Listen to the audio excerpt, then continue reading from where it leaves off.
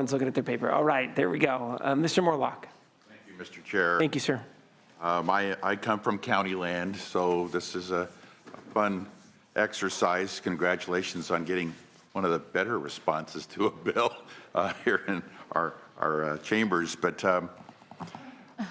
I am trying to think of where the County of Orange, where I served as supervisor for 8 years, where we did an outsourcing and where we had big issues. And I'm having a tough time.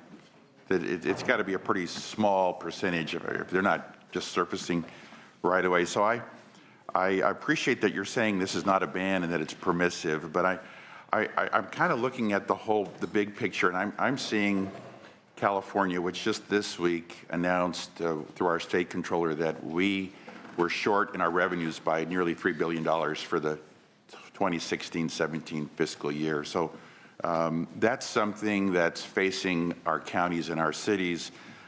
We have increasing pension plan contributions. This week, the city of LA was told by their pension system that they were going to lower the investment assumption rate. So now Mayor Garcetti has to deal with larger contributions and squeezing things out of his budget. So we're looking at a trend where states and counties are the subsidiary of the state. We do your work. And I see this squeezing going on.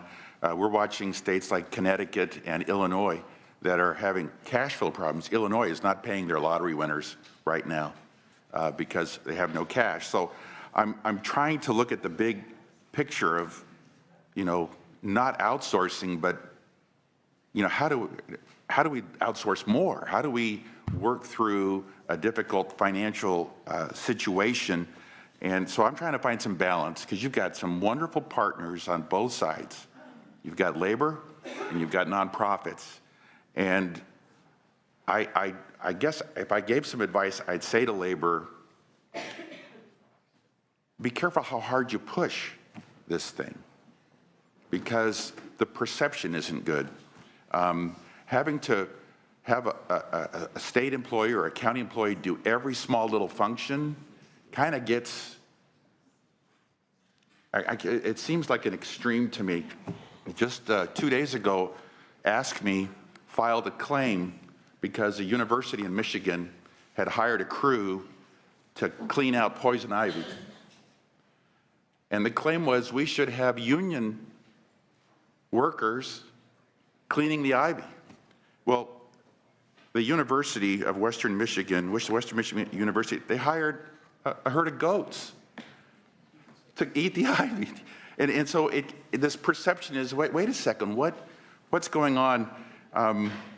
So I just want to say that because you used two key words. One was trust and the other was waste.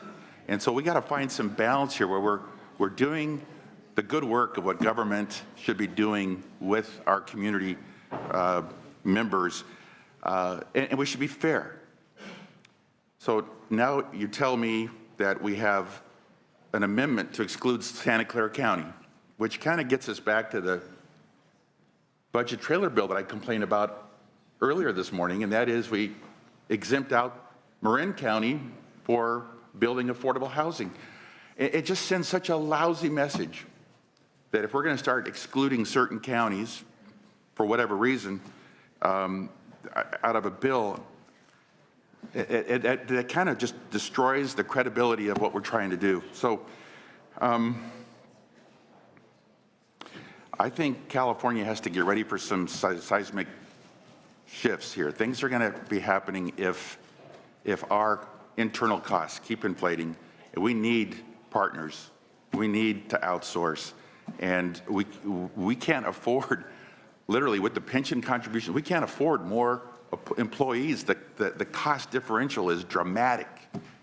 And so putting such a onerous burden on counties, I'm having trouble with that. And I don't think it's fair to the taxpayers. It sends the wrong message. It's who's your daddy? Who's running government?